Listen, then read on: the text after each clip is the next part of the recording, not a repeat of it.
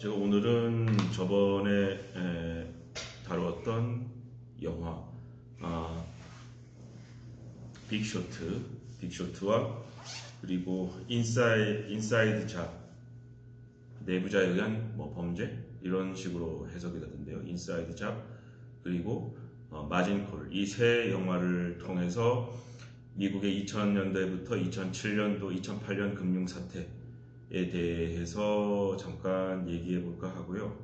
먼저 이 내용을 다룬 많은 개인 블로거라든가 인터넷에 참조해서 내용을 만들었기 때문에 당연히 이게 스포일러가 들어갈 수밖에 없고, 대부분이 이미 많이 보셨으리라고 보지만 영화를 안 보신 분들은 미리 이제 꼭 영화를 보셨으면 좋겠더라고요. 저도 이 영화를 보면서 이게 지금 2000년도가 오면서 마치 그 현대의 금융 사건들을 다루는 어떤 필독 도서, 그러니까 필수 감상 영화 정도로 생각이 되더라고요. 그래서 일단 세 편으로 꼽았습니다. 그 영화가 첫 번째는 빅쇼트, 그리고 인사이드 잡, 그리고 마진콜. 마진콜은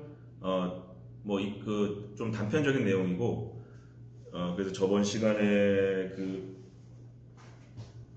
빅쇼트에 대해서 쉽게 저도 지금 한 세 번째 본다고 말씀드린 것 같은데 내용 이해가 쉽지 않았어요. 그래서 이제 그 내용을 잠깐 살펴보면 이 내용의 관계도가 조금 재미있어요. 그래서 이 관계도를 한번 그러니까 영화를 보시다가 이해가 안 가시면 아마 이 관계도를 보시면 이게 그 당시에 이렇게 됐었던 건가라고 이게 참 심각한 사건이면서도 참 대단하다 어쨌든. 그리고 과연 이게 어떻게 보면 어쨌든 게임이라고 해서 이런 승자가 있으면 패자가 있을 텐데 이렇게까지 돈을 긁어 모으는 게 과연 좋은 모습인가?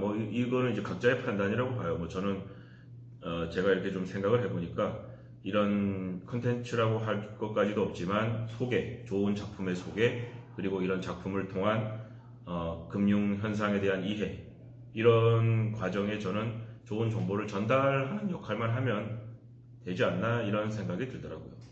그래서 이제 먼저 알아둬야 할 게 이 사건의 시초가 된 게 2000년도에서 2007년에서 2008년에 걸친 미국의 서브프라임 모기지 사태의 시조가 된 것이 이제 그걸 보시면서 이걸 이제 제가 짧게만 설명해도 여기까지 내용이 그렇게 어렵지 않기 때문에 루이스, 이게 놓치기 쉬워요. 이게 한국 사람 이름이 아니고 잠깐씩 그 빅쇼트 같은 경우에는 굉장히 어려운 내용을 아주 짧은 시간에 함축하려고 하니까 사실 처음 보는 분들은 그 등장인물들이 거의 실존 인물인데 그냥 놓치고 넘어가요. 처음 볼 때는. 그렇기 때문에 제가 이렇게 짚어주는 인물을 아마 이 사람이었구나 라고 하면서 보시면 좀 더 재밌게 보실 수 있을 것 같아요. 그 영화를 꼭 시청하시길 바라고, 제가 설명하는 건 그 영화 작품들의 일부기 때문에 제가 이런 거를 간편 좀 보충 자료 그 정도로 이해하시면 될 것 같아요. 목적도 이제 그 정도에 지나지 않고, 이 루이스 라니엘이라는 사람이 당시 그 살로몬 브라더스에서 있었던 그런 금융가로 보이는데, 이 사람이 바로 MBS라는 것을 만들기 시작합니다. 그 MBS라는 게 모기지 백드 세큐리티라고 해서 당시 처음에 그 주택담보대출은 신용이 아주 양호한 사람을 대상으로 해서 25년에서 30년 혹은 그 이상 정도 되는 장기간에 걸쳐서 원리금을 상환함으로써 가장 그 개인에게 있어서 자금을 구하기 어려운 주택을 마련해주기 위한 그 은행을 통해서 그 주택을 구매할 수 있게끔 그런 하나의 주택을 마련해주기 위한 서민을 위한 그 일반 시민들을 위한 제도가 모기지 제도였죠. 그런데 이 금융가는 은행의 입장에서는 자금 유통이 잘 되지 않으니까 우리가 이걸 증서화해서 판매하면 투자자들은 은행 이자보다 높은 수익을 얻어서 좋고 자기들은 돈 조기에 회수해서 좋으니까 이거 서로 윈윈하는 거 아니냐 이렇게 해서 시작을 했는데, 이걸 하다 보니까 돈이 된다는 것을 알게 됐고, 그러다 보니까 신용 등급이 낮은 채권들도 많이 그 모기지 론을 바탕으로 해서 MBS를 발행하고 또 그것에도 또 만족하지 못하고 그런 신용도가 낮은 MBS를 바탕으로 증서를 바탕으로 CDO를 다시 또 채권을 발행하고 CDO와 MBS의 차이점은 MBS가 CDO의 일종이라고 생각하시면 될 것 같더라고요. 왜냐면은 MBS는 Mortgage Backed Security이기 때문에 이 담보 목적물이 부동산에 한정이 됩니다. 그러나 CDO는 Collateralized Debt Obligation이라고 해서 그 목적물이 담보의 목적물이 뭐 신용카드 매출 채권이라든가 뭐 학자금 대출이라든가 모든 형태의 담보물이 다 그 채권의 담보물이 될 수 있다고 하더라고요. 그러니까 만약에 이제 그 주택을 담보로 하면은 MBS지만 MBS라는 증권을 담보로 하기 때문에 CDO가 가능했던 거죠.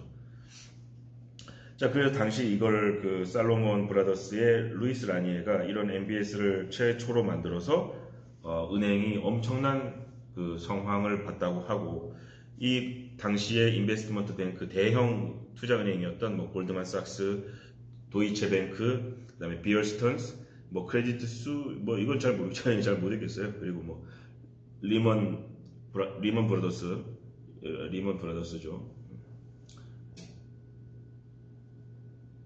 리만 브라더스 이게 엄청난 규모의 다 은행이었다고 알고 계실 거고 뭐 저도 그렇게 들어서 알게 됐는데 이 회사들이 이렇게 채권을 가지고 있다가 이 전체 구조를 설명하는 영화는 인사이드 잡이고요. 그러니까 당시 이 회사들이 어떻게 됐냐라는 것을 전체적인 그림을 보여주는 것이 다큐 형식으로 제작된 인사이드 잡이고 그리고 여기서 당시 그 사이언 캐피탈 LLC라는 이게 아마 LLC가 리미티드 라이빌리티 컴퍼니라고 해서 우리나라 한국으로 따지면 유한 회사 정도 되는 걸로 제가 알고 있는데 자세히 한 건 제가 좀 더 찾아봐야 될 것 같고 여기 이제 이 마이클 벨이라는 실존 인물이라고 하는데 이 사람이 당시에 이 주택담보대출의 모기지가 부실 채권이 상당수가 있다라는 것을 시장을 간파하고 골드만삭스를 찾아가서 내가 이 모기지 백드 시큐리티에 대해서 보험을 들고 싶다. 그래서 보험의 성격을 띤 파생 상품을 이런 아이디어가 있으니 이걸 당신네들이 상품으로 만들어서 나한테 팔아라. 그러면 내가 그 보험료를 지급할 테니까 만약에 나중에 그 MBS가 지불 불능 상태가 되면 그 원금에 해당하는 채권의 그 원금에 해당하는 걸 나한테 보상해 달라.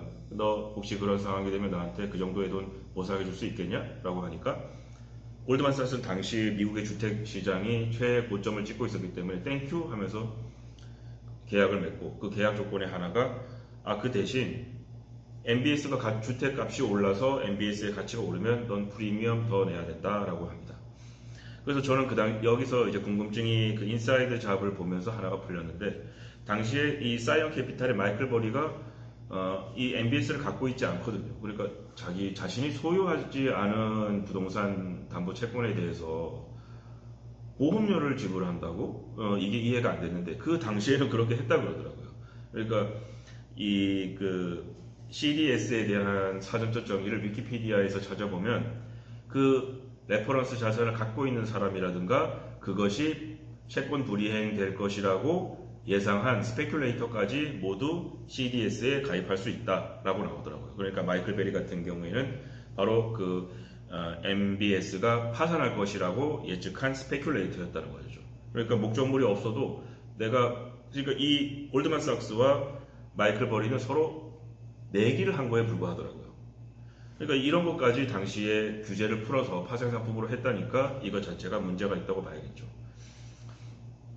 그 문제가 있다는 것을 다루는 것이 인사이드 잡이고 왜 문제가 있었냐?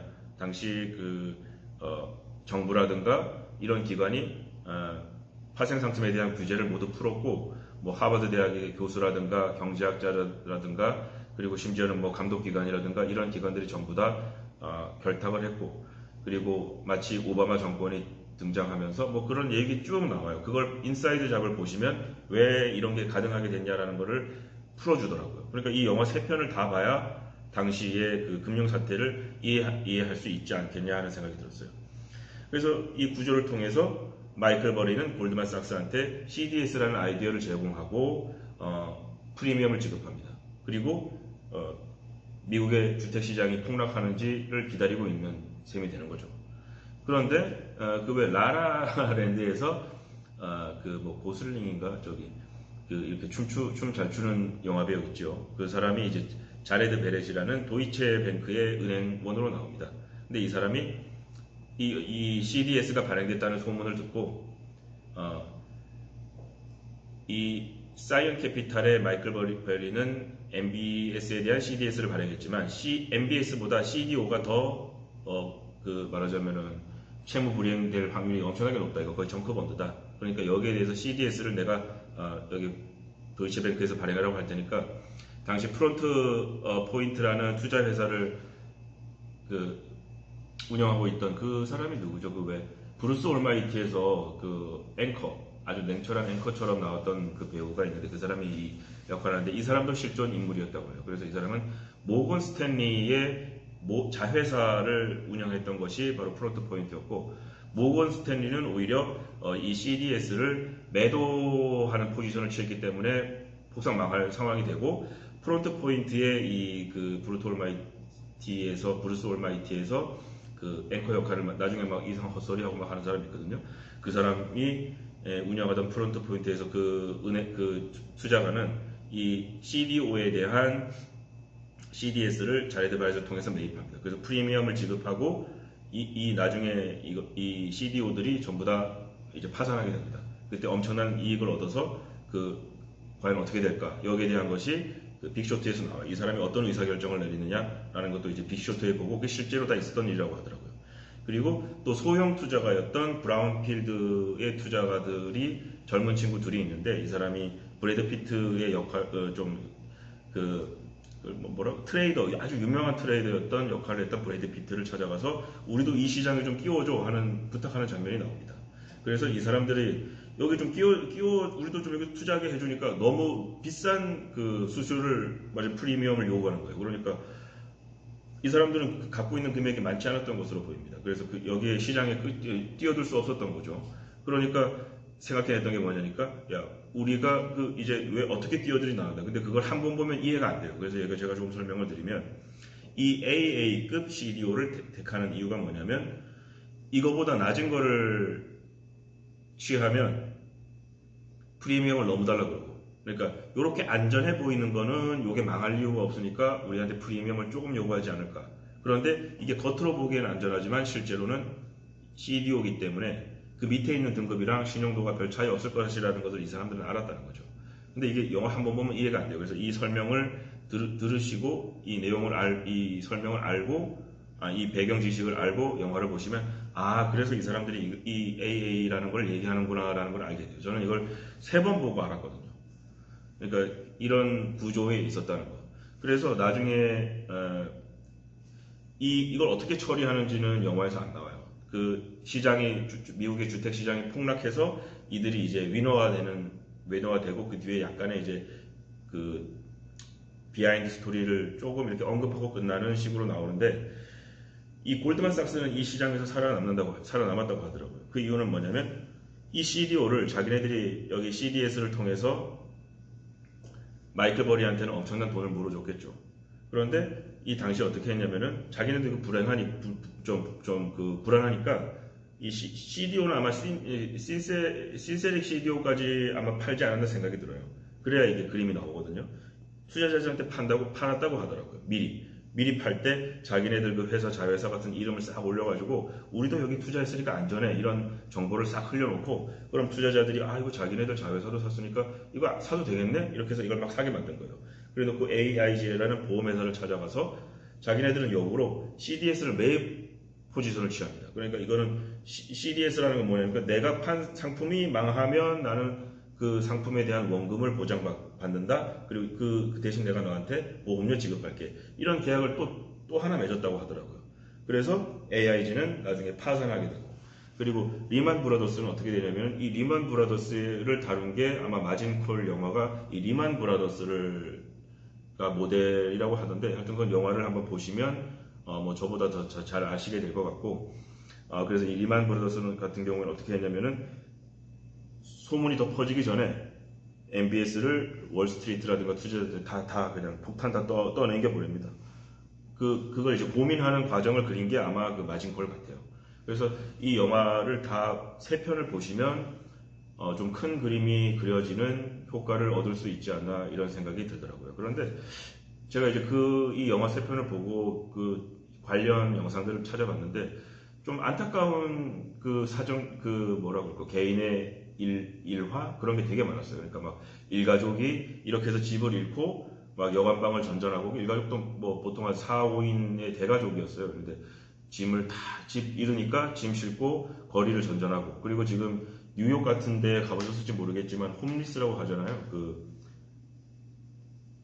노숙자들도 길거리에 널널하고요. 그래서 저는 지금 이번에 그 코로나 사태 때 좀 안타까운 게 뭐냐면 미국은 뭐 모든 분들도 아시겠지만 의료 그 보험 제도가 상당히 열악하고 그로 인해서 이게 의료보험 혜택 받지 못해서 사망하는 사람이 엄청나게 속출할 걸로 지금 보이지 않습니까? 그래서 그 많은 사람들이 미국 같은 경우는 앞으로 사망하지 않을까 그게 참 안타깝게 보여지고 그리고 이런 이제 그 인사이드 잡 같은 걸 보시면 그 금융가들과 그 금융공학을 만든 사람들이 얼마나 그 막대한 부를 누리고 있는지에 대한 것도 조명을 해주거든요.